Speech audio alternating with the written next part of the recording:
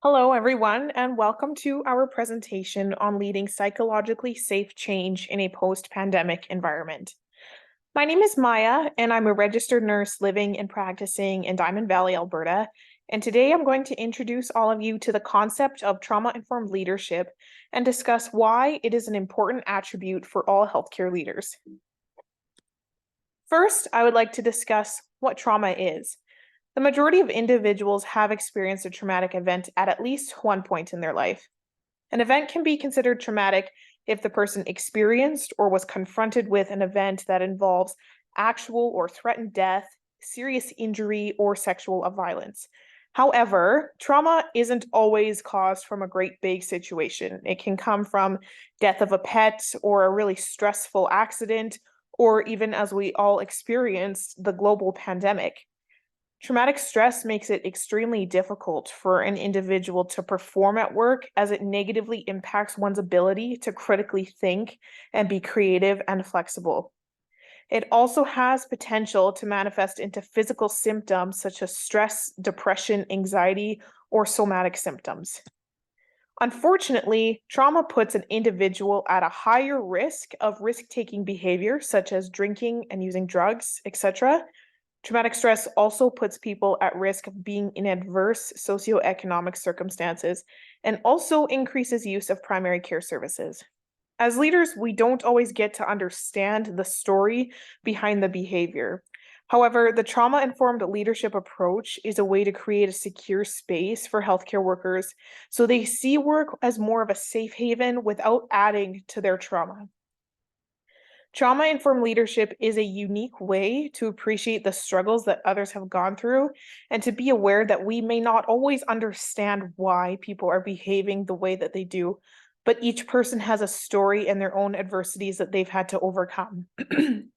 Trauma-informed leadership is rooted in empathy, and it helps leaders to understand the signs and symptoms of traumatic stress disorder and also communicate compassionately with their team in stressful times.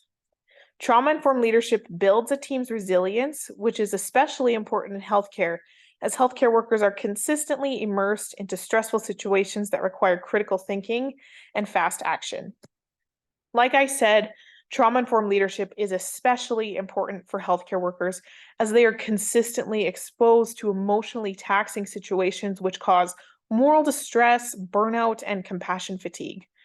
When an individual is in a high state of fear or arousal, they actually have less access to parts of their brains that are essential in making decisions effectively and efficiently.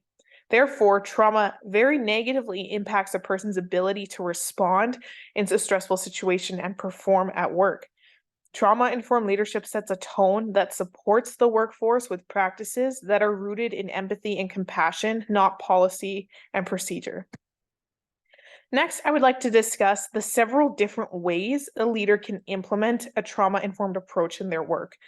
There are 6 concepts that are essential in trauma-informed leadership. They are safety, trustworthiness, peer support, collaboration, empowerment, and cultural, historical, and gender issues.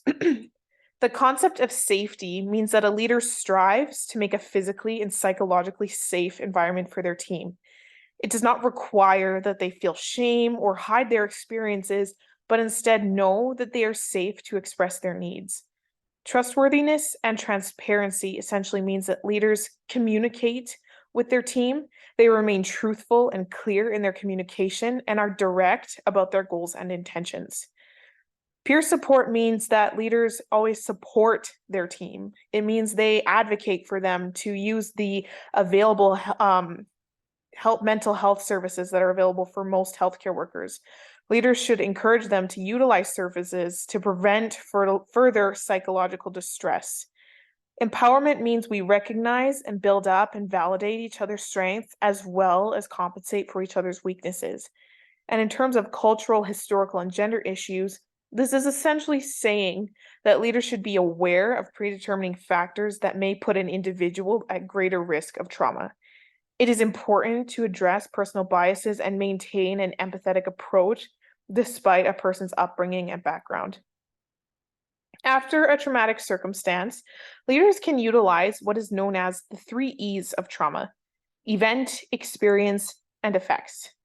The event may vary from person to person and may be physical or emotional in nature, but it is the repetition of these events that constitutes trauma. Experience influences how an individual perceives a particular event. What was traumatizing for one individual may not be traumatic for another.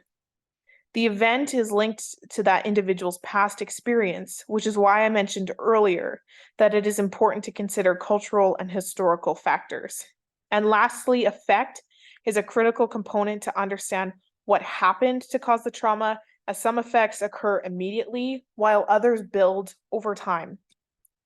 The last thing I would like to talk about is the 4 R's of trauma: realize, recognize, respond, and resist traumatization. Realize means we express understanding of the widespread impact of trauma and potential paths for healing. Recognize implies that we identify signs and symptoms of trauma in patients, family, staff, and others involved within the system. Respond is to fully integrate knowledge about trauma into policies, procedures, and practices to make adjustments that will reduce risks of trauma. And lastly, resist traumatization is basically implying that we do what we can to avoid traumatizing an individual further. It means we avoid the problems and pitfalls that lead to strong emotional reactions. It is a proactive piece of the trauma-informed leadership approach.